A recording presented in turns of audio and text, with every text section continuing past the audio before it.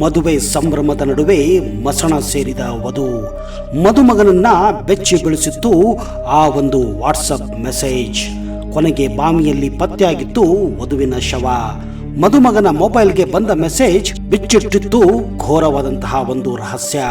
ಹಸೆಮಣೆ ಏರಬೇಕಾದವಳು ಹೆಣವಾಗಿದ್ದಳು. ಮದುಮಗನಿಗೆ ಬಂದ ವಾಟ್ಸಪ್ ಸಂದೇಶ ಹಿಂದೆ ಇತ್ತು ಒಬ್ಬ ಆಪ್ತನ ಕೈವಾಡ. ಹೌದು ಸ್ನೇಹಿತರೆ, ಏಪ್ರಿಲ್ 13, 2026 ವಿಜಯಪುರ. ಹೌದು, ಮದುವೆಗೆ ಕೇವಲ 14 ದಿವಸ ಬಾಕಿ ಇತ್ತು ನೋಡಿ ಸ್ನೇಹಿತರೆ. ಎಲ್ಲರೂ ಮನೆಯಲ್ಲಿ ಸಂಭ್ರಮವನ್ನು ಆಚರಿಸ್ತಾ ಇದ್ರು. ಕುಟುಂಬಸ್ಥರಾಗಲಿ, ಸ್ನೇಹಿತರಾಗಲಿ, ನೆಂಟರಾಗಲಿ ಎಲ್ಲರೂ ಆ ಮನೆಗೆ ಬರ್ತಾ ಇದ್ರು, ಹೋಗ್ತಾ ಇದ್ರು. ಯಾಕಂದ್ರೆ ಎಲ್ಲ ಕಡೆ ಸಂಭ್ರಮದ ವಾತಾವರಣ ಏರಿತ್ತು. ಹೌದು, ಯಾಕಂದ್ರೆ ಬಹಳ ದಿನಗಳ ನಂತರ ಆ ಮನೆಯಲ್ಲಿ ಒಂದು ಸಿಹಿ ಸುದ್ದಿ ಇತ್ತು, ಮದುವೆಯ ವಾತಾವರಣ ಇತ್ತು. ಎಲ್ಲರಿಗೂ ಮದುವೆಯ ಆಮಂತ್ರಣಗಳನ್ನ ಹಂಚ್ತಾ ಇದ್ರು, ಎಲ್ಲರನ್ನ ಆಹ್ವಾನ ಮಾಡ್ತಾ ಇದ್ರು. ಮಕ್ಕಳಿಗೆ ಬಟ್ಟೆ ಒಡವೆ ಕೂಡ ತಂದಿದ್ರು ಮತ್ತು ಶಾಪಿಂಗ್ ಮೇಲೆ ಶಾಪಿಂಗ್ ಮಾಡ್ತಾ ಇದ್ರು. ಕೆಲವರು ಬೆಳಗಾವಿಗೆ ಹೋದ್ರೆ, ಇನ್ನು ಕೆಲವರು ಸೋಲಾಪುರಿಗೆ ಹೋಗಿದ್ರು, ಇನ್ನು ಕೆಲವರು ವಿಜಯಪುರಗೂ ಹೋಗಿದ್ರು. ಇನ್ನೇನು ಮನೆಯಲ್ಲಿ ಮದುವೆಯ ಸಂಭ್ರಮ ಮನೆ ಮಾಡಬೇಕು ಅನ್ನುವಷ್ಟರಲ್ಲೇ ಒಂದು ಸೂತಕ ಆವರಿಸಿತ್ತು ಸ್ನೇಹಿತರೆ. ಹೌದು, ಹಸೆಮಣೆ ಏರಬೇಕಿದ್ದ ಯುವತಿ ಬಾವಿಗೆ ಹಾರಿ ಆತ್ಮಹತ್ಯೆಗೆ ಶರಣಾಗಿದ್ದಳು. ಕಾರಣ ಆಕೆಯ ಪ್ರಿಯಕರ. ಯುವತಿಯ ಬಾಳಿನಲ್ಲಿ ಅಷ್ಟಕ್ಕೂ ನಡೆದದ್ದು ಏನು ಗೊತ್ತಾ? ವಿಜಯಪುರ ಜಿಲ್ಲೆಯ ಸಿಂದಗಿ ತಾಲೂಕಿನ ಬಂದಾಳ ಗ್ರಾಮದಲ್ಲಿ ಜಯಶ್ರೀ ಅಂದ್ರೆ 22 ವರ್ಷದ ಹುಡುಗಿಯ ಮದುವೆ ಫಿಕ್ಸ್ ಆಗಿತ್ತು ಸ್ನೇಹಿತರೆ. ಇನ್ನೇನು ಏಪ್ರಿಲ್ 27ರಂದು ಹಸೆಮಣೆ ಏರ್ಬೇಕಾಗಿದ್ದ ಯುವತಿ ತನ್ನ ಪ್ರಿಯಕರನ್ನ ಅಂದ್ರೆ ಶ್ರೀಶೈಲ್ ಬಡಾನವರು ಎಂಬವನ ಹುಚ್ಚಾಟಕ್ಕೆ ಬಲಿಯಾಗಿ ಹೋಗಿದ್ದಳು. ಪ್ರೀತಿ ವಿಚಾರ ಹೊರಗೆ ಬರ್ತಿದ್ದಂತೆ ಬಾವಿಗೆ ಹಾರಿ ಆತ್ಮಹತ್ಯೆಗೆ ಶರಣಾಗಿದ್ದಳು ಅಂದ್ರೆ ನೀವು ನಂಬ್ತೀರಾ? ಹೌದು, ಪ್ರೇಮ ಪ್ರಕರಣ ಹೊರಬಂದ ಕಾರಣ ಅವಮಾನದಿಂದ ಆ ಯುವತಿ ಆತ್ಮಹತ್ಯೆಗೆ ಶರಣಾಗಿದ್ದಳೆ ಎನ್ನುವ ಮಾಹಿತಿ ಕೂಡ ಹೊರಬಂದಿತ್ತು.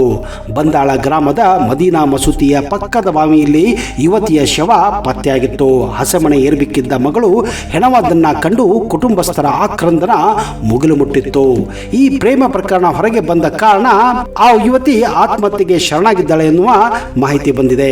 ಮಗಳ ಸಾವಿನಿಂದ ಕಂಗಾಲಾಗಿರುವ ತಾಯಿ ಸಾವಿತ್ರಿ ತನ್ನ ಮಗಳ ಬಲಿ ಪಡೆದಂತಹ ಆ ಶ್ರೀಶೈಲ್ನೆಲ್ಲ ಈಗಲೇ ಬಂಧಿಸಬೇಕು ಅಥವಾ ಎನ್ಕೌಂಟರ್ ಮಾಡಬೇಕು ಎನ್ನುವಂತ ಬೇಡಿಕೆಯನ್ನು ಇಟ್ಟಿದ್ದಾರೆ.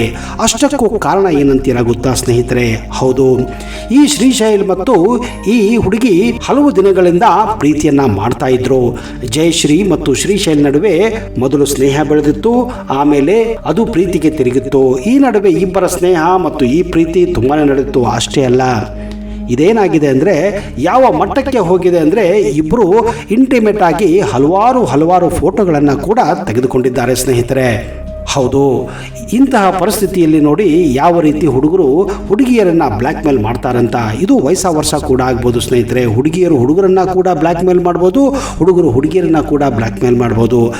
ಅದಕ್ಕೆ ಯಾವುದಕ್ಕೂ ನಾವು ಯಾವುದೇ ಸಂದರ್ಭದಲ್ಲಿ ಯಾವುದೇ ಒಂದು ರಿಲೇಷನ್ ಮಾಡುವಾಗ ಸ್ವಲ್ಪ ಜಾಗರೂಕತೆಯಿಂದ ಇರೋಕೆ ಒಳ್ಳೆಯದು ಅನ್ನೋದನ್ನು ನಾನು ಈ ಮೂಲಕ ಹೇಳೋಕ್ಕೆ ಇಷ್ಟಪಡ್ತೀನಿ. ಹೌದು, ಯಾಕಂದರೆ ಪ್ರೀತಿಯಲ್ಲಿದ್ದಾಗ ನಮ್ಮ ಒಂದು ಲೆವೆಲ್ಲು ಬೇರೆಯೇ ಆಗಿರುತ್ತೆ. ಯಾವುದೋ ಒಂದು ನಶೆಯಲ್ಲಿ ಇದ್ದಂಗೆ ನಾವು ಇರ್ತೀವಿ, ಪ್ರೀತಿಯಲ್ಲಿ ನಶೆಯಲ್ಲಿ ಇರ್ತೀವಿ, ಏನೂ ಆಗೋದಿಲ್ಲ, ನಾವಿಬ್ಬರು ನಾವೇ ಮುಂದೆ ಮದುವೆ ಆಗೋದಿಲ್ಲ ಅಂತ ಹುಚ್ಚುಚ್ಚಾಗೆ ಪೋಜುಗಳನ್ನು ಕೊಟ್ಟು ಕಂಡ ಹಾಗೆ ಫೋಟೋಗಳನ್ನು ತೆಗೆದುಕೊಂಡು ನಾವೇನು ಮಾಡ್ತೀವಿ, ಹುಚ್ಚರ ಆಟನ ಆಡ್ತೀವಿ. ಇದು ಪ್ರೀತಿಯ ಆಟ ಅಂತಲೇ ಕರಿಬೋದು.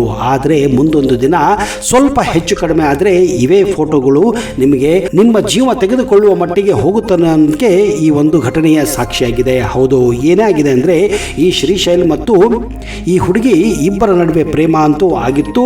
ಎಲ್ಲ ರೀತಿ ಕಡೆ ಓಡಾಡಿದ್ದಾರೆ, ಎಲ್ಲ ರೀತಿ ಆಗಿದೆ, ಫೋಟೋಗಳನ್ನು ತೆಗೆದಿದ್ದಾರೆ, ಪಿಕ್ನಿಕ್ಕು, ಸಿನಿಮಾ, ಮಾಲ್ಗಳು, ಅಲ್ಲಿ ಇಲ್ಲಿ ಎಲ್ಲ ಓಡಾಡಾಗಿದೆ. ಆದರೆ ಕೊನೆಗೆ ಮದುವೆಯಲ್ಲ, ಮನೆಯಲ್ಲಿ ಒಪ್ಕೊಂಡಿಲ್ಲ ಅಂದಮೇಲೆ ಏನಾಗಿದೆ ಅಂದರೆ ಈ ಹುಡುಗಿ ಆ ಹುಡುಗನನ್ನು ಬಿಟ್ಟಿದ್ದಾಳೆ. ಈ ನಡುವೆ ಮದುವೆ ನಿಶ್ಚಿತ ಆಗಿದೆ, ಇನ್ನೊಬ್ಬನ ಜೊತೆ ಮದುವೆ ಏನೋ ಫಿಕ್ಸ್ ಆಗಿ ಹೋಗಿದೆ. ಏಪ್ರಿಲ್ 27ಕ್ಕೆ ಮದುವೆ ಆಗಬೇಕಾಗಿತ್ತು. ಈ ಸಂದರ್ಭದಲ್ಲಿ ಏನಾಗಿದೆ, ಆ ಹುಡುಗ ಶ್ರೀಶೈಲ್ ಅನ್ನೋವನಿಗೆ ಯಾವಾಗ ಈ ಹುಡುಗಿ ಕೈ ಕೊಟ್ಟಳು ಅಂತ ಗೊತ್ತಾದಾಗ ಅವನೇನು ಮಾಡಿದ್ದಾನೆ, ಹಾಗೋ ಹೀಗೋ ಮಾಡಿ ಆ ಮದುಮಗನ ಫೋನ್ ನಂಬರನ್ನು ಪಡೆದುಕೊಂಡಿದ್ದಾನೆ. ಅಷ್ಟೇ ಸಾಕು ಸ್ನೇಹಿತರೆ. ಆ ಹುಡುಗ ಏನು ಮಾಡಿದ್ದಾನೆ ಅಂದರೆ ಮದುಮಗನಿಗೆ ಅವನ ಜೊತೆ ಇದ್ದಂತಹ ಒಂದು ಅಫೇರ್ ಬಗ್ಗೆ ಸಾಕ್ಷಿ ಸಮೇತ ಫೋಟೋಗಳ ಮೂಲಕ ಕಳಿಸಿದ್ದಾನೆ. ನೋಡಿ, ಯಾವಾಗ ನೀವು ಮದುವೆ ಆಗೋ ಹುಡುಗಿ ಚರಿತ್ರೆ ಚೆನ್ನಾಗಿಲ್ಲ ಅಂದರೆ ಮದುವೆ ಆಗೋ ಹುಡುಗ ಏನು ಮಾಡ್ತಾನೆ ಹೇಳಿ? ಗೊತ್ತಿದ್ದು ಮದುವೆ ಆಗೋದಿಲ್ಲ. ಅವನು ಕೂಡ ಒಬ್ಬ ಫೂಲ್ ಅಲ್ಲ ಸ್ನೇಹಿತರೆ.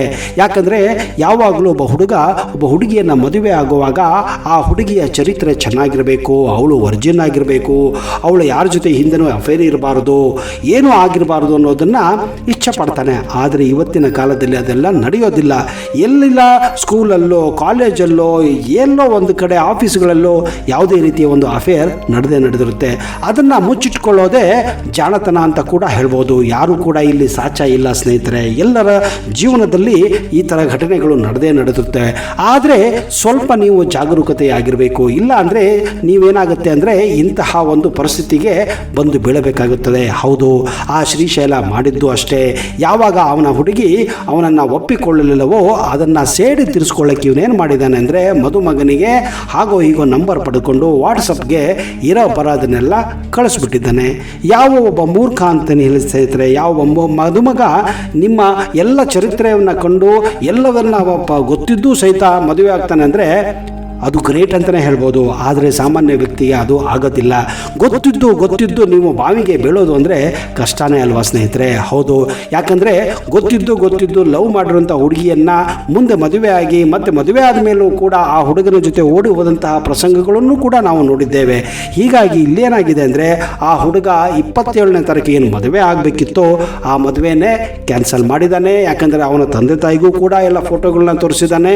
ಇವೆಲ್ಲ ಆದಮೇಲೆ ಯಾವ ಒಂದು ಕುಟುಂಬ ಆ ಹುಡುಗಿಯನ್ನು ಒಪ್ಕೋತಾಳೆ ಹೇಳಿ? ಇಲ್ಲ, ಒಪ್ಕೊಳ್ಳೋದಿಲ್ಲ.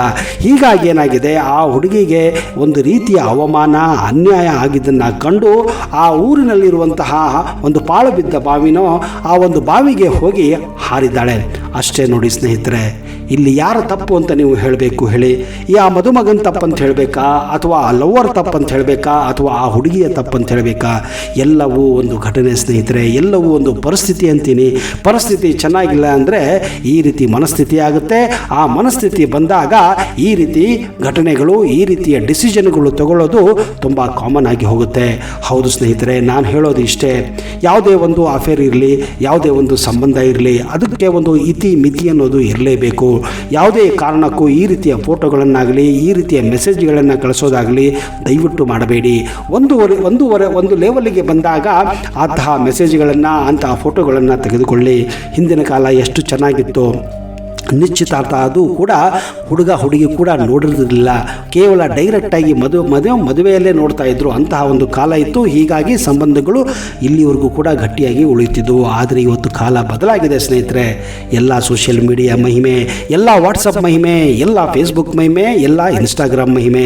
ಹೀಗಾಗಿ ಸಂಬಂಧಗಳು ಮಿನಿಟಲ್ಲಿ ನಿಮಗೆ ಕಳೆದು ಹೋಗ್ತವೆ. ಹೀಗಾಗಿ ಜಾಗರೂಕತೆಯಿಂದೇರಿ. ಯಾವುದೇ ರೀತಿಯ ಅಫೇರ್ಗಳನ್ನು ಮಾಡುವಾಗ, ಯಾವ ರೀತಿಯ ಸಂಬಂಧ ಮಾಡುವಾಗ, ಯಾವ ರೀತಿಯ ಫ್ರೆಂಡ್ಶಿಪ್ ಮಾಡುವಾಗ ಹುಷಾರಾಗಿ ಮಾಡಿ ಸ್ನೇಹಿತರೆ. ಈ ಒಂದು ಘಟನೆ ಬಗ್ಗೆ, ಈ ಒಂದು ನಡೆದಂತಹ ಒಂದು ವಿಷಯದ ಬಗ್ಗೆ ನಿಮ್ಮ ಅನಿಸಿಕೆಯನ್ನು ದಯವಿಟ್ಟು ಕಮೆಂಟ್ ಬಾಕ್ಸಲ್ಲಿ ಹಾಕಿ. ಯಾಕಂದರೆ ನೀವು ಕೂಡ ಇಂತಹ ಸಂದರ್ಭಗಳಲ್ಲಿ ಭಾಗಿಯಾಗಿರ್ಬೋದು. ಒಂದು ವೇಳೆ ಭಾಗಿಯಾಗಿಲ್ಲ ಅಂದರೆ ಮುಂದೆ ನೀವು ಜಾಗರೂಕತೆಯಿಂದ ಇರಿ ಅನ್ನೋದಕ್ಕೆ ಈ ಒಂದು ಸ್ಪಷ್ಟನೆ ಕೊಡುವ ಮೂಲಕ ನಿಮ್ಮ ಅನಿಸಿಕೆಯನ್ನು ದಯವಿಟ್ಟು ಕಮೆಂಟ್ ಬಾಕ್ಸಲ್ಲಿ ಹಾಕಿ. ಯಾಕಂದರೆ ಆ ಕಮೆಂಟ್ಗಳು ಬೇರೆಯವ್ರಿಗೂ ಕೂಡ ಸಹಾಯ ಆಗ್ಬೋದು.